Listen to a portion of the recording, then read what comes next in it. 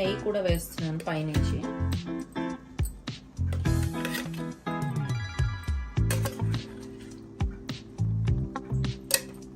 Full video link కింద provide చేస్తున్నాను.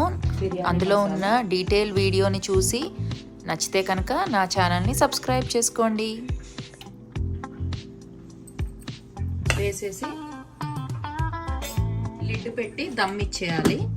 ఇది మనం ఒక 20 మినిట్స్ పాటు దీన్ని ఇలాగే సిమ్లో పెట్టుకుని దమ్ ఇచ్చేస్తే మన బిర్యానీ రెడీ అయిపోతుంది. 20 మినిట్స్ తర్వాత మనం స్టవ్ ఆఫ్ చేసేసి ఒక్కసారి మూత తీసి చూద్దాము. చూసారు కదా ఎంత బాగా అన్నం అంతా ఇలా పువ్వులా వెళ్ళిందో. మన దమ్ బిర్యానీ రెడీ అయిపోయింది. దీన్ని